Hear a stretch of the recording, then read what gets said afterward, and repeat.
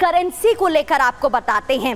दोनों के बीच जब बातचीत होगी, यहाँ पर कई देश शामिल होने वाले हैं। ब्रिक्स समिट में कई बड़े फैसले लिए जा सकते हैं, ये बताया जा रहा है। ब्रिक करेंसी पर भी 35 देशों की बातचीत हो सकती है। अब ब्रिक करेंसी है क्या?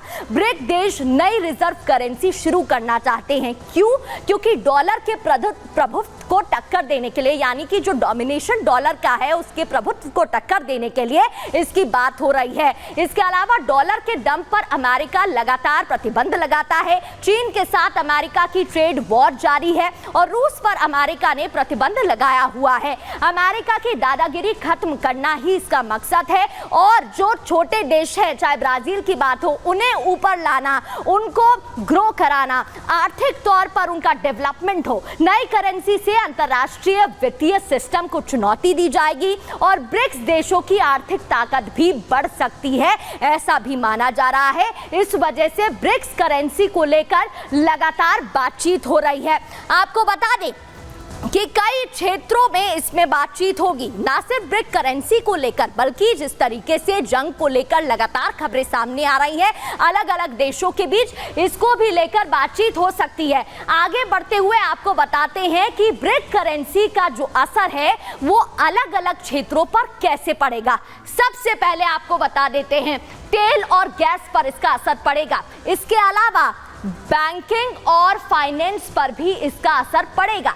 इतना ही नहीं, इंपोर्ट एक्सपोर्ट कमोडिटीज को लेकर भी इस पर असर पड़ सकता है। ब्रिक्स का असर और कहां पड़ेगा? अंतरराष्ट्रीय ट्रेडिंग को लेकर भी इसका असर साफ तौर पर पड़ सकता है। इतना ही नहीं, टेक्नोलॉजी को लेकर भी इसका असर पड़ सकता है, ये भी माना जा रहा है।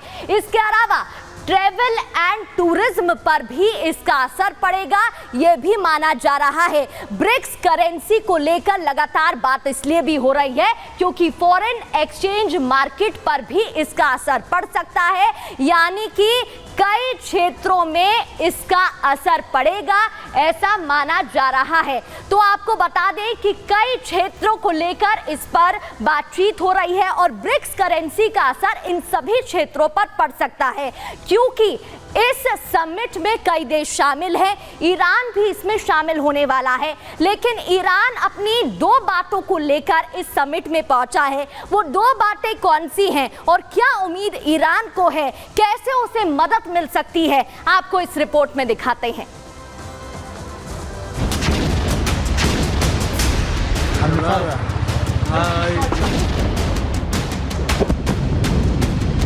इजराइल इस वक्त हमास और हिजबुल्लाह पर कहर बरपा रहा है। दोनों ही आतंकी संगठनों के आकाओं को इजराइल ढेर कर चुका है। ये दोनों आतंकी संगठन ईरान के प्रॉक्सी माने जाते हैं। यही वजह है कि नसरल्लाह के मरने के बाद ईरान ने इजराइल पर ताबड़तोड़ 200 मिसाइलें दागी थी।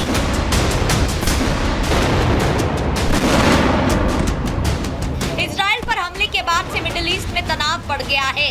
इजराइल की सैन्य तैयारी और हुतियों के ठिकाने पर अमेरिका के B-1 बॉम्बर का अटैक ये बता रहा है कि ईरान के खिलाफ कभी भी जंग छिड़ सकती है। यही वजह है कि ईरान के राष्ट्रपति खास रणनीति के तहत ब्रिक्स सम्मेलन में शामिल होने रूस के कजान पहुंच गए हैं।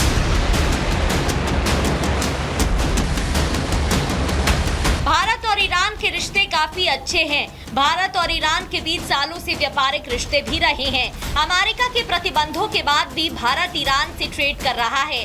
वहीं भारत जंग के खिलाफ खुले मंचों से बोलता रहा है। रूस यूक्रेन जंग को रोकने के लिए भी पीएम मोदी दोनों देशों के राष्ट्राध्यक्षों से मिल चुके हैं। ईरान जानता है कि इजरायली प्रधानमंत्री बेंजामिन नेतन्याहू भी प्रधानमंत्री मोदी के अच्छे दोस्तों में से एक है। ऐसे में अगर जंग को टालने में पीएम मोदी अहम भूमिका निभा सकते हैं। यही वजह है कि ईरान के राष्ट्रपति मसूद पेजेश्कियन ब्रिक्स सम्मेलन में पीएम मोदी से द्विपक्षीय वार्ता कर सकते हैं, साथ ही भारत से जरूरी मदद मांग सकते हैं। ब्रिक्स समिट में मसूद पेजेश्कियन एक पंथ दो काज की रणनीति लेकर पहुंचे हैं। अगर भारत की मध्यस्थता के बाद भी जंग नहीं टली तो पेजेश्कियन रूस और चीन से हथियारों की मदद वाली रणनीति को आगे बढ़ाएंगे। सूत्रों की माने तो पेजेश्कियन और पुतिन के बीच भी द्विपक्षीय वार्ता संभव है, जिसमें मिडिल ईस्ट में फैल रहे तनाव पर चर्चा होगी। साथ ही इजराइल और अमेरिका को रोकने की रणनीति भी बनेगी। अमेरिका से रूस और चीन की अदावत बहुत पुरानी है। ऐसे में माना जा रहा है कि अगर इजराइल ने ईरान पर हमला किया तो रूस और चीन खुलकर ईरान की मदद कर सकते हैं। ऐसे में ये जंगी आग पूरे मिडिल ईस्ट में फैल सकती है। Bureau report, Republic Bharat. आप समझने की कोशिश करिएगा, इस मंच पर 35 देश एक साथ इकट्ठे होंगे, लेकिन उन देशों में से कुछ देश ऐसे भी हैं जिनके रिश्तों में खटास देखने को मिल रही है या कभी खटास रही होगी। अब आपको सबसे पहले भारत चीन के बारे में बता देते हैं। भारत और चीन के बीच सालों से तल्खी रही है, ये देखने को मिला है।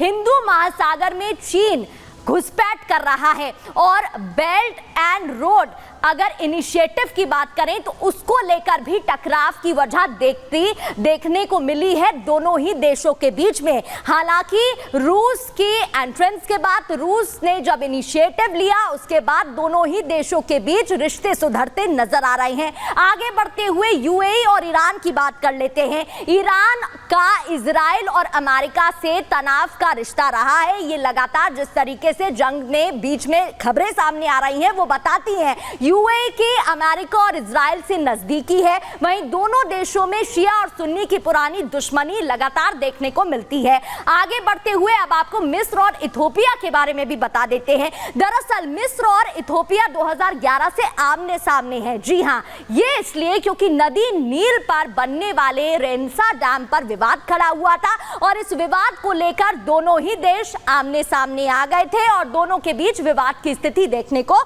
मिली थी। अब आगे बढ़ते हुए बात करेंगे हम हमारे अगले सेगमेंट की, जहां सलमान खान को लेकर लगातार बिश्नोई समाज की तरफ से कहा जा रहा है कि आप माफी मांग लीजिए तो पूरी परेशानी खत्म हो जाएगी।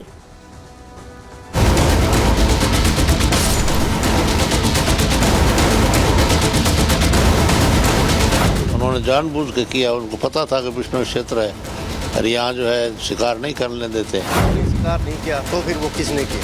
अगर नहीं किया तो वो भागते क्यों फिर रहे? हाँ, माफी समाज के बीच में मांगनी पड़ेगी, हो जाएगा फैसला।